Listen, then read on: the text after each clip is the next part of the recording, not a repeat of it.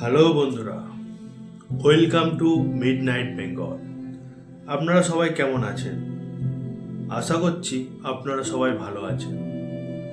আজকে আমি গল্প বলতে চলেছি সমুদ্রের শহর দীঘা। তো আজকে গল্পটা শোনার পর অনেকের একা হোটেলে থাকতেই ভয় করবে। তো চলো শুরু করা যাক। আজকে গল্পটি হলো অর্ণব নামে একটি বন্ধুর গল্প। সে কলকাতাতে থাকতো ও একটি অফিসে কাজ করত।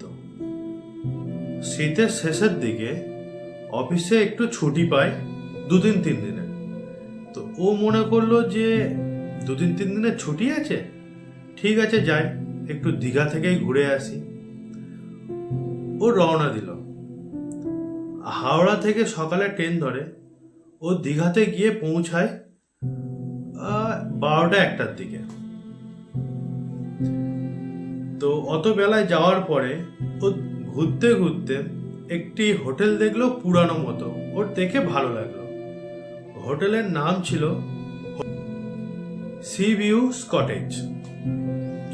ও গেল, গিয়ে ম্যানেজারের সাথে কথা বললো যে আমার একটি রুম লাগবে। ম্যানেজার তখন বলছে হ্যাঁ, মোটামুটি সব রুম ভর্তি, জাস্ট একটি রুমই ফাঁকা আছে, 307 নম্বর রুম। ও বললো হ্যাঁ ঠিক আছে, কোনো ব্যাপার না, ও আমার চলে যাবে। তো ম্যানেজার ওকে রুম দেখিয়ে দিল। রুমে ঢুকে দেখছে যে ঠিক আছে, রুম মোটামুটি বড় আছে, পরিষ্কার পরিচ্ছন্ন আছে। আর রুমটিতে একটি জানালা আছে, যে জানালাটি খুললেই পুরো সমুদ্র দেখা যায়। ঠিক আছে, এবারে খাওয়া দাওয়া করে ফের সমুদ্রের আশেপাশে ঘুরে ফিরে রাতে শুয়ে পড়ল। শুয়ে পড়ে ঘুমিয়েও পড়ল। রাত তখন 12:30 বাজে। হঠাৎ টক টক করে আওয়াজ। তো ওর ঘুম ভেঙে যায়। ঘুম ভেঙে উঠে দরজা খোলে। দরজা খুলে পুরো করিডোর দেখলো, একজনও কেউ নেই। ও মনে করে যে হয়তো আমার কোনো মনের ভুল হতে পারে, সারাদিন এত জার্নি করেছি, হয়তো ভুল শুনেছি বলে এসে শুয়ে পড়ে। আবারও 2-3 মিনিট পরে আবারও টক টক টক। দরজা খোলে, আবারও সেম কন্ডিশন, না এপাশে না ওপাশে কেউ নেই। তারপরেও লক্ষ্য করে দূরে করিডোরের পুরো শেষ মাথাতে হালকা আলো, হালকা অন্ধকার, সেখানে একটা ভদ্র মহিলা সাদা শাড়ি পরে দাঁড়িয়ে আছে। মুখটি বোঝা যাচ্ছে না। ও জিজ্ঞাসা করলো কে কে আপনি? এটা বলতেই গায়েব হয়ে যায়। তো অত কিছু মনে না করে এসে শুয়ে পড়ে। সকালে ওঠে, সমস্ত ঘটনা যা ঘটেছিল রিসেপশনে যায়, ও পুরোটা বলে। পাশে ম্যানেজার ছিল, হঠাৎ তার মুখটা কেমন একটা ফ্যাকাশে টাইপসের হয়ে যায়। কিন্তু ম্যানেজার কোনো রকমে বলল যে না না ভাই, আপনি ভুল দেখেছেন, ওটা আপনার মনের ভুল বলে ম্যানেজার ওখান থেকে চলে যায়। অর্ণব বলল ঠিক আছে। আবারও সারাদিন ঘোরে, খায় দায় করে রাতে শুয়ে পড়ে। ঘুমিয়ে পড়ে। হঠাৎ এমন মনে হলো অর্ণবের যে ঘরের মধ্যে কেউ আছে আর হাঁটছে। তার পায়ের আওয়াজে, খট খট খট পায়ের আওয়াজে অর্ণবের ঘুম ভেঙে যায়। ও তখন টাইম দেখে, রাত 2টো বাজে। তারপর অর্ণব উঠে বসাতে তাকিয়ে দেখছে জানালার পাশে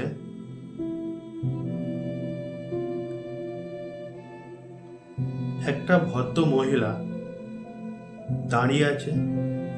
লম্বা চুল, চুলের নিচ দিয়ে টপ টপ করে জল পড়ছে, চুলটি পুরো ভিজে।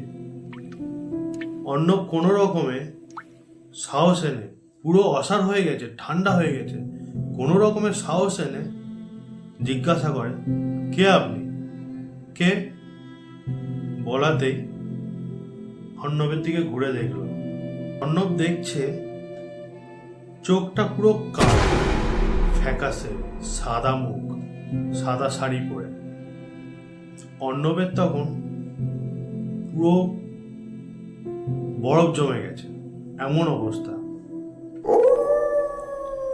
ঠোঁট দিয়ে টপ টপ করে সমুদ্রের নোনা জল পড়ছে। আর অর্ণবের দিকে আস্তে আস্তে হেঁটে আসছে, আর একটা গুমড়ে গুমড়ে কথা বলছে, আমাকে বাঁচাও, আমাকে বাঁচাও। হঠাৎ অর্ণব চেঁচিয়ে ওঠে, কিন্তু আশ্চর্যের ব্যাপার, অর্ণবের মুখ দিয়ে একটা সাউন্ড বার হয় না। কারেন্ট চলে যায়। হালকা সমুদ্রের জলের যে রিফ্লেকশনের আলো, হালকা আলো জাস্ট ঘরের মধ্যে আসছে। অর্ণব আবারও চেঁচায়। তখন লাইট আসে ও ঘরের মধ্যে আর কেউ নেই, কিন্তু ভেজা পায়ের দাগ ফ্লোরে ভালো রকম পরিষ্কার বোঝা যাচ্ছে। পায়ের দাগটি সোজা গিয়ে বাথরুমের দরজার সামনে মিলিয়ে গেছে। অর্ণব কোনো রকমের সাহস নিয়ে বাথরুমের কাছে যায় ও দরজা খোলে। খুলে দেখছে পুরো সিনটাই আলাদা। কাঁচের ওপরে লেখা আছে লাল কালি দিয়ে, এই 307 নম্বর রুমটি এখনই ছেড়ে চলে যাও। তো অর্ণব সকাল হতে না হতে ম্যানেজারকে গিয়ে সমস্ত ঘটনা বলে।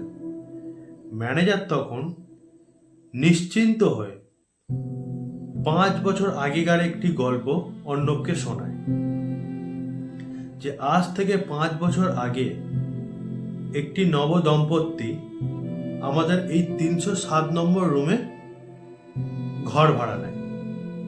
ও রহস্যজনকভাবে সেই রাতেই নববধূ গায়েব হয়ে যায়। তাকে অনেক খোঁজাখুঁজির পর সমুদ্রের চরে লাশ পাওয়া যায়।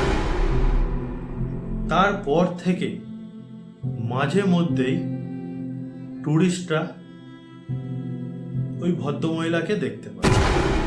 আর 307 নম্বরের রুমে যারা যারা থাকে তারা সবাই দেখতে পায়। এই কথা শোনাতে অর্ণব আর 1 সেকেন্ড ওখানে ছিল না, বার হয়ে চলে যায়, ও বাড়িতে পৌঁছে যায়। তো এখানে গল্প শেষ হয়নি।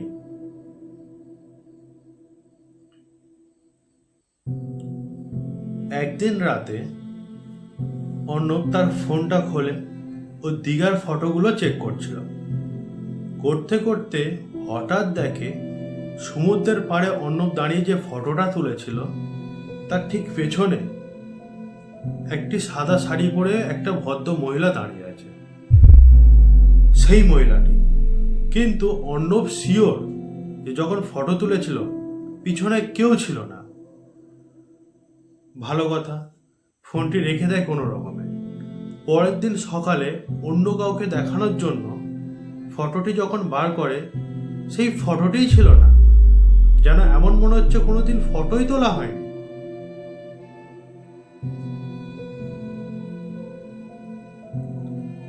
ও মাঝে মধ্যে অর্ণব তো স্বপ্নে এটাও শোনে যে আমাকে বাঁচাও, আমাকে বাঁচাও।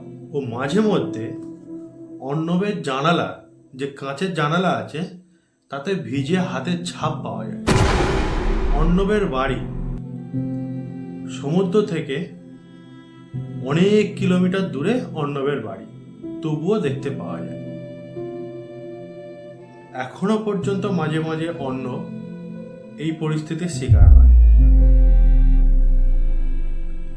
আচ্ছা, অর্ণবের জায়গায় যদি আপনাদের মধ্যে কেউ থাকতেন, তাহলে আপনারা কি করতেন?